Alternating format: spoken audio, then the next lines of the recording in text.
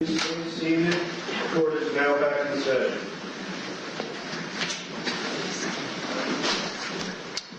Good morning. Welcome to District Court. We're here in the matter of State of Utah versus Franke, case number 231501764. Mr. Winward is here representing Ms. Franke. Let's bring her out. And Mr. Clark and Mr. Sham are here representing the State of Utah.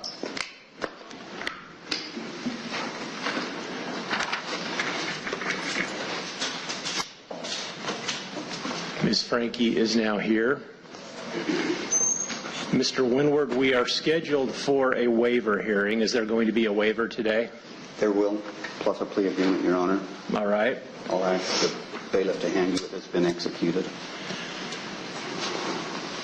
All right. Mr. Winward, you have discussed with Ms. Franke a preliminary hearing, what's involved in a preliminary hearing. She understands she has a right to a preliminary hearing on all of the charges in the case. She understands what the charges are, and she's prepared to waive a preliminary hearing in the case on all charges. She is, and that is contained in this agreement on page 7 as well. Very good. All right. I've been handed a plea agreement, and it appears to be signed by Ms. Franke. Ms. Franke, did you sign this agreement? Yes. And you did that today? When did you sign it? The 18th. Okay. You've read it carefully? Every word. Your signature represents to the court that you've read it carefully, that you understand what you've read, and that you agree to all of the terms. Is that all accurate? Yes. You've had sufficient time to ask questions of your counsel, to go over any questions you have. You're ready to go forward. Yes. You don't need any more time. I'm ready. Ms. Franke, is anyone pressuring you to enter into this agreement? No. Anyone promising you anything I haven't been told about? No. Anything that's not in the written plea agreement? No. Are you under the influence of alcohol or drugs today? No. Is there anything today that could in any way interfere with your ability to understand the agreement, its consequences, anything? No. No physical condition, no medication, nothing? No.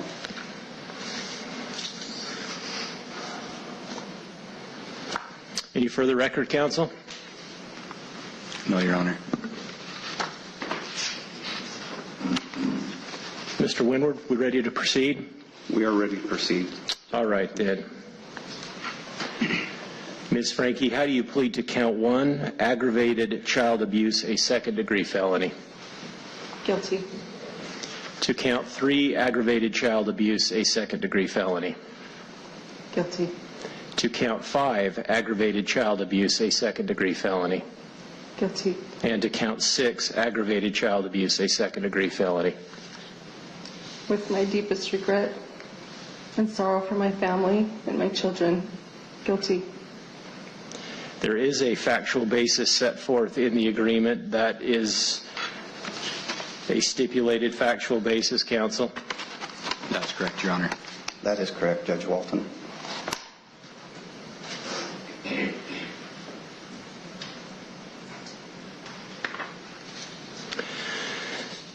The court finds that the factual basis is sufficient.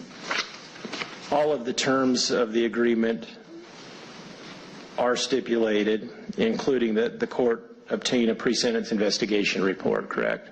Correct. There won't be any argument about whether prison is the appropriate sentence, and there's an agreement about the 4 counts running consecutive. That is correct. All right. The court finds then that Ms. Franke's pleas are made knowingly and voluntarily. The court therefore accepts and enters those pleas. The court orders the preparation of a pre-sentence investigation report to be prepared by AP&P and the Department of Corrections. Counsel, what about sentencing on February 20th? I think, do you and your client agree to waive time, counsel? We do agree to waive time, Your Honor. February 20th, I believe, is a Tuesday. Is that right?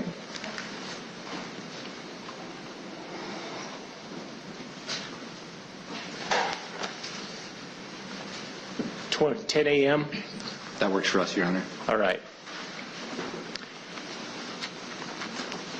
Anything else for today? Your Honor, maybe, I've heard the court say this several times in a different fashion. We are not binding the court to any specific sentence, and the court retains its right to sentence as it sees fit.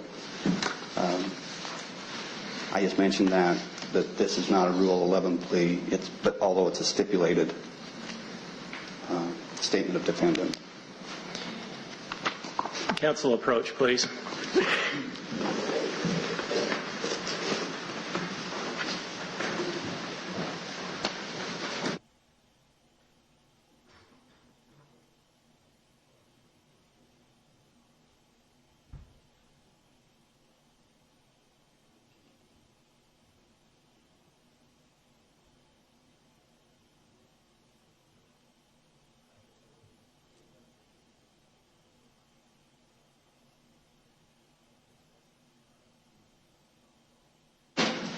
All right, anything else for today?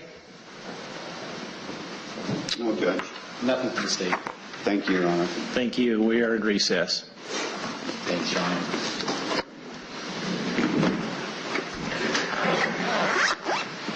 Thank you.